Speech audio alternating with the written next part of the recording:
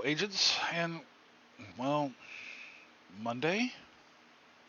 Yeah, I'm not going to say happy in front of the word Monday. Anyway, this is Hannibal. Today's video is another feature you're not going to see a lot of in other videos, especially when those videos are only showing you perfect headshots, god roll builds, legendary missions done in 5 minutes, unicorn pieces, complete ownage of a 1v4 PvP encounter, whatever. If you just started out playing the Division 2, or if you're picking it back up after a while, some of you could be wondering, how long does it take to get good at this game? And the honest answer? Longer than anyone likes to admit. And this is the truth about the Division 2 actually teaches you how to play, and why dying is part of the process. So let's do it.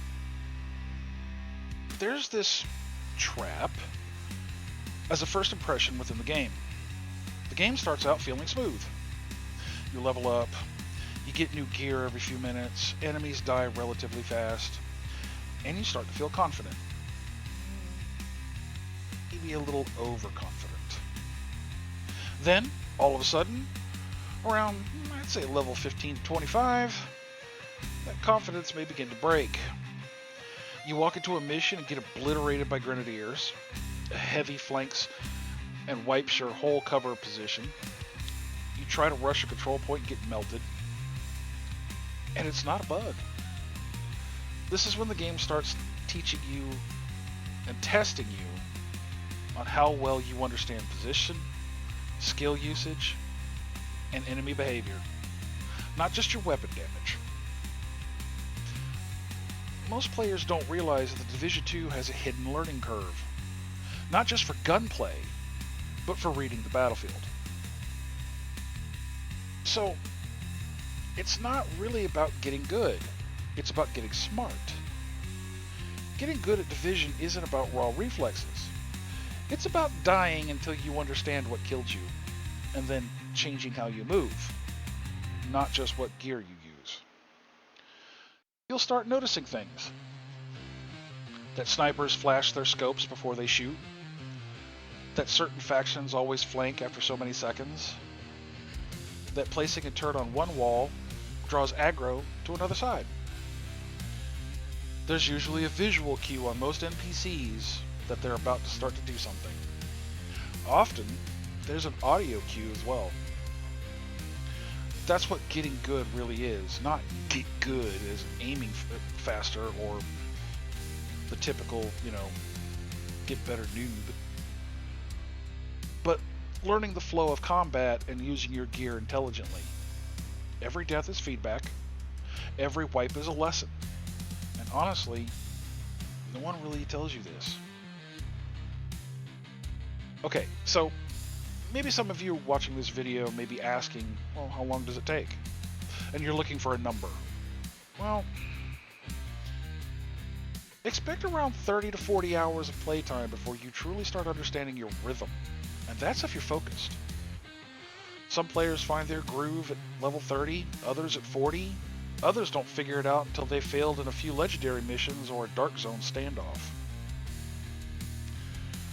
But here's what matters. It's not just about gear. It's not about the skills used, like the Striker Drone or Seeker Mines. It's not just about copying builds. More on that in another video. It's about figuring out what kind of player you are. Are you defensive and deliberate? Do you like high pressure flanks? Are you more supportive driven or solo focused? Most of the time, getting good is just the process of understanding your own strengths and building around them, not forcing yourself to play like someone else. This is one of the reasons why the channel isn't just about builds and farming routes. I include content that tells you information most creators tend to leave out. That dying is normal, that struggling is part of learning, that copying a god roll build won't matter if you don't know how to use it under pressure.